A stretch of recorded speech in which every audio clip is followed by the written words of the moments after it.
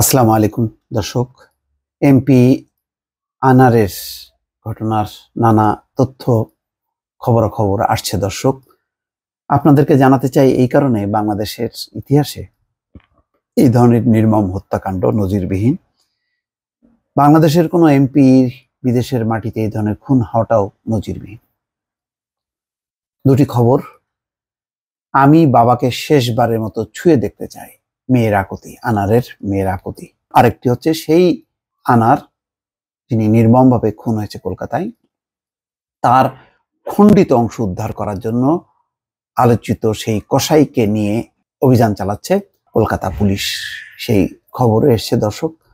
ঝিনাইদহ ৪ আসনের এমপি আনোয়ার আজিম আনারের মেয়ে মুমতারিন ফেরদৌস ডরিন বলছেন, আমি বাবাকে শেষবারের মতন ছুঁয়ে দেখতে চাই।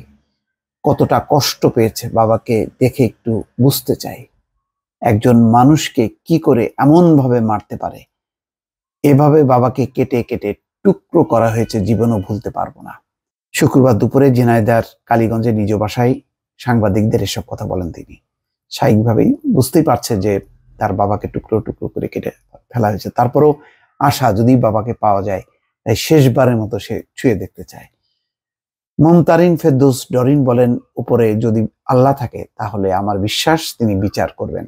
এই হত্যাকাণ্ডের জন্য অনেক দিন ধরেই তারা পরিকল্পনা করেছেন। তারা সাজিয়ে গুছিয়ে নিয়েই এই ধরনের বড় একটা অপরাধ ঘটিয়েছেন। সুষ্ঠু তদন্ত করেন কারা আছেন এই হত্যাকাণ্ডের সঙ্গে।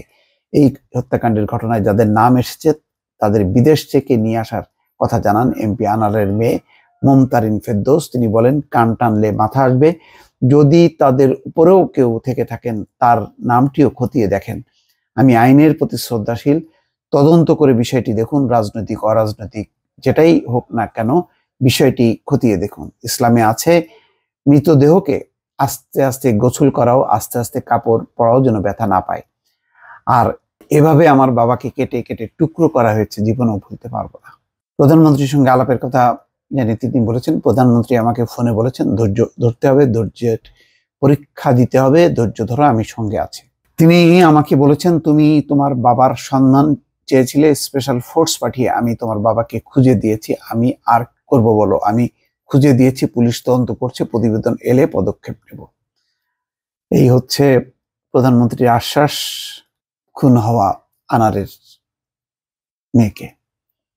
আর এদিকে যে খবর সেটি হচ্ছে এমপি আনারের মরদেহের খণ্ডিত অংশ উদ্ধারের তল্লাশি। তার একটি ছবি দেখা যাচ্ছে পানির মধ্যে, সেই তল্লাশি চালাচ্ছে আইন শৃঙ্খলা বাহিনীর সদস্যরা।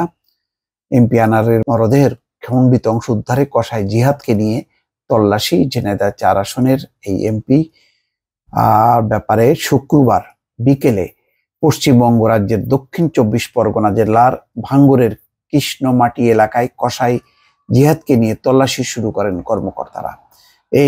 এই সময়ের মধ্যে জলাশয়ের মধ্যে নেমে সিআইডি সদস্যদের তল্লাশি চালাতে দেখা যায়। তবে ৩ ঘন্টা ধরে তল্লাশি চালিয়েও মরদেহের কোনো অংশ খুঁজে পাওয়া যায়নি। কর্মকর্তারা বলছেন, জিহাদ যে জায়গাকে চিহ্নিত করেছিল সেখানে কিছুই পাওয়া যায়নি। সম্ভবত সে ইচ্ছা করেই ভুল জায়গা দেখিয়েছে। এর আগে বৃহস্পতিবার রাতে রাজ্যের দক্ষিণ ২৪ পরগনা জেলার ভাঙ্গুর থানার জিরেনগাছা ব্রিজ এলাকায় দেহের বাকি অংশ উদ্ধারের তল্লাশি চালিয়েছিল সিআইডি। তবে কোনো অংশ না পেয়ে রাতেই তল্লাশি শেষ করেন কর্মকর্তারা। মোট কথা, পরিস্থিতি এখন এমন যে একটা মানুষ, তাকে কেটে টুকরো টুকরো করা হয়েছে, কোথায় ছড়ানো হয়েছে, ছিটিয়ে ফেলা হয়েছে সেই দেহের কোনো অংশ এখন পর্যন্ত সিআইডি পুলিশ কলকাতার তারা খুঁজে বের করতে পারেনি। দর্শক ভালো থাকবেন, আল্লাহ হাফেজ।